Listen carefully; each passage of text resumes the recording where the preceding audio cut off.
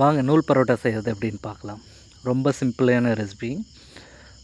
மைதா, அது கூட salt, water மட்டும் ஆட் பண்ணிக்கிறோம். வேறு எந்த இன்க்ரீடியண்ட்டும் போட தேவையில்ல. வாட்டர் ஆட் பண்ணி நல்லா மிக்ஸ் பண்ணிக்கிறோம் டோவை.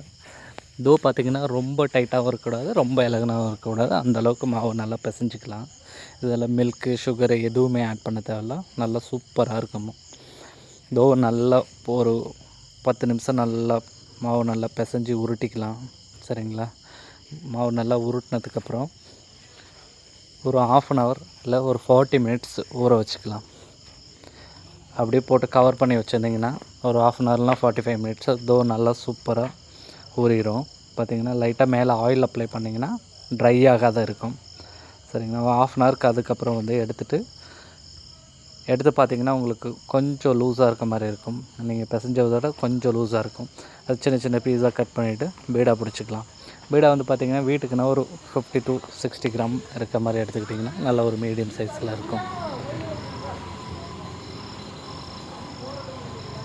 அதுக்கப்புறம் ஆயில் அப்ளை பண்ணி எல்லாத்தையும் உருட்டி செப்ரேட் பண்ணிக்கலாம். பீடாவை நல்லா தேய்ச்சிட்டு ஒரு 2 நிமிஷம் வச்சிங்கன்னா போதும். இன்னும் கொஞ்சம் நல்லா வீசுறதுக்கு ஈஸியாக இருக்கும். ஃபோல்டிங் நல்லா வீசிடலாம். வீசிட்டு இந்தளவுக்கு வீசினதுக்கப்புறம் ஒரு நைஃப் எடுத்து லைன் போட்டுக்கலாம்.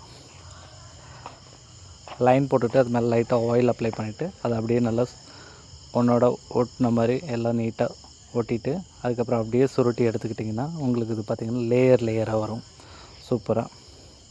அவ்வளோதாங்க. இது தேய்ச்சி அப்படியே எடுத்து கல்லில் போட்டுக்கலாம். இப்படி உங்களுக்கு பரோட்டா தேய்ச்சி வீச முடியல அப்படின்னா நான் இதுக்கு முன்னாடி வீடியோ போட்டிருக்கேன் பாருங்கள். ரோல் பண்ணலாம். ஃபோல்டிங் பரோட்டா அதுவும் சூப்பராக சாஃப்டாக இருக்கும். அந்த வேணால் ட்ரை பண்ணி பாருங்கள். தவாவை போட்டுக்கிட்டு ஆயில் அப்ளை பண்ணிக்கலாம். ஆயில் அப்ளை பண்ணிவிட்டு நார்மலாக கலர் வர மாதிரி குக் பண்ணிக்கலாம். கலர் பார்த்திங்கன்னாவே சூப்பராக இருக்குது.